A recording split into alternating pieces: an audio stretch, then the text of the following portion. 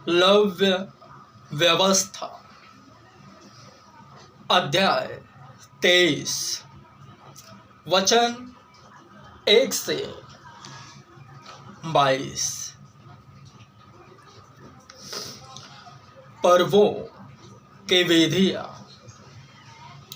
फिर यहोवा ने मूसा से कहा, इज़राइलियों से कह कि यहोवा के पर्व जिनका तुमको पवित्र सभा एकत्रित करने के लिए नियत समय पर प्रचार करना होगा, मेरे वे पर्व ये हैं।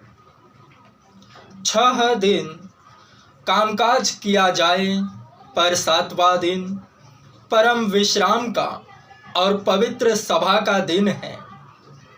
उसमें किसी प्रकार का कामकाज न किया जाए। वह तुम्हारे सब घरों में यहोवा का विश्राम दिन ठहरे। फसह और अख़मीरी रोटी का पर्व। फिर यहोवा के पर्व जिनमें से एक एक के ठहराए हुए समय में तुम्हें पवित्र सभा करने के लिए प्रचार करना होगा, वे ये हैं। पहले महीने के 14वें दिन को गोधूली के समय यहोवा का फसह हुआ करे, और उसी महीने के 15वें दिन को यहोवा के लिए अख़मीरी रोटी का पर्व हुआ करे। उसमें तुम 7 दिन तक अख़मीरी रोटी खाया करना। उनमें से पहले दिन तुम्हारी पवित्र सभा हो, और उस दिन परिश्रम का कोई काम न करना। पर 7 दिन तुम यहोवा को हव्य चढ़ाया करना, और 7वें दिन पवित्र सभा हो। उस दिन परिश्रम का कोई काम न करना। फिर यहोवा ने मूसा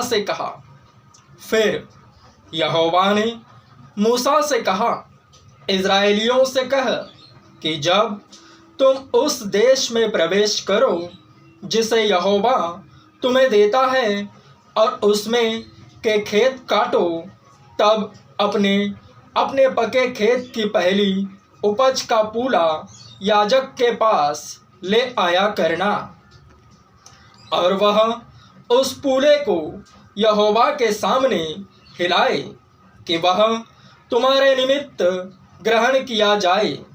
वह उसे विश्राम दिन के दूसरे दिन हिलाए, और जिस दिन तुम पूला हिलवाओ, उसी दिन 1 वर्ष का निर्दोष भेड़ का बच्चा यहोवा के लिए होम बलि चढ़ाना, और उसके साथ का अन्न बलि एपा के 2/10 अंश तेल से सने हुए मैदे का हो।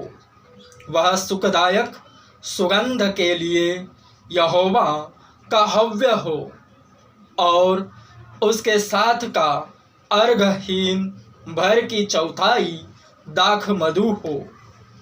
और जब तक तुम इस चढ़ावे को अपने परमेश्वर के पास न ले जाओ, उस दिन तक नए खेत में से न तो रोटी खाना, और न भुना हुआ अन्न, और न हरी बालें। यह तुम्हारी पीढ़ी पीढ़ी में तुम्हारे सारे घरानों में सदा की विधि ठहरे। कटनी का पर्व।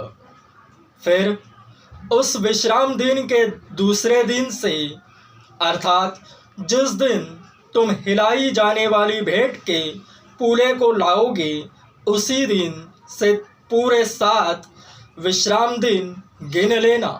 7वें विश्राम दिन के दूसरे दिन तक 50 दिन गिनना, और 50वें दिन यहोवा के लिए नया अन्न बलि चढ़ाना। तुम अपने घरों में से एपा के 2/10 अंश मैदे की 2 रोटियां हिलाने की भेंट के लिए ले आना। वे खमीर के साथ पकाई जाए और यहोवा के लिए पहली उपज ठहरे। और उस रोटी के संग 1 वर्ष के 7 निर्दोष भेड़ के बच्चे और 1 बछड़ा और 2 मेढ़े चढ़ाना। वे अपने अपने साथ के अन्न बलि और अर्घ समेत यहोवा के लिए होम बलि के समान चढ़ाए जाए, अर्थात वे यहोवा के लिए सुखदायक सुगंध देने वाला हव्य ठहरे। फिर पाप बलि के लिए 1 बकरा और मेल बलि के लिए 1 वर्ष के 2 भेड़ के बच्चे चढ़ाना। तब याजक उनको पहली उपज की रोटी समेत यहोवा के सामने हिलाने की भेंट के लिए हिलाए, और इन रोटियों के संग वे 2 भेड़ के बच्चे भी हिलाए जाए। वे यहोवा के लिए पवित्र और याजक का भाग ठहरे। और तुम उसी दिन यह प्रचार करना कि आज हमारी एक पवित्र सभा होगी, और परिश्रम का कोई काम न करना। यह तुम्हारे सारे घरानों में तुम्हारी पीढ़ी पीढ़ी में सदा की विधि ठहरे। जब तुम अपने देश में के खेत काटो, तब अपने खेत के कोनों को पूरी रीति से न काटना, और खेत में गिरी हुई बालों को न इकट्ठा करना।